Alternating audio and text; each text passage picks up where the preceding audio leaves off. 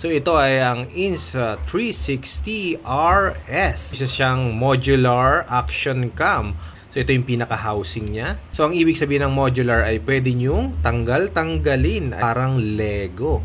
Una yung battery, sumunod yung pinaka-core. So ito yung pinaka-core natin.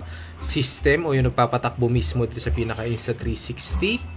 At ito yung lens natin. So, ang binili natin ay ang twin edition ng Insta360 One RS. Meron siyang dalawang lens na kasama. Ito ay ang 4K boost para sa mga 4K video. At ang kasama niyang isa pa ay itong pang 360 video natin. Meron na siyang dalawang lens o camera dyan. Ito yung front and back. So yan, ang paikot niyan ay 360 video. So napaka-importanting magkaroon ka rin ng extra battery. So meron ng kasamang charger. So ito na yung pinaka-charger natin. Dalawa na kaagad ang pwede niyang i-charge. Pwede niyong i-charge via power bank o sa mismong outlet natin. Kung gusto mong nakaharap sa yung video, pwede mo siyang iikot ng ganyan.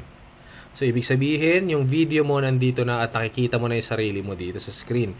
So, ikabit mo lang ulit yung battery. Ayan na. Ayan. Pag inon mo siya at nag-record ka, so, ang makikita dyan sa screen ay pinakaunahan. Ayan o, yung camera natin. So, ito, importante itong case na to. Hindi pwedeng wala to kasi baka malaglag at magkalas-kalas siya. Lagyan natin dito kasi nga modular yan. Mas safe na nakalagay sa ganito. And ayan. Kahit meron ng mga bagong labas dyan, ang maganda lang kasi dito ay dalawang lens na ang kasama. So kung gusto niyo ng iba-ibang klaseng shot, magagamit nyo tong 360 at saka itong pang 4K video natin.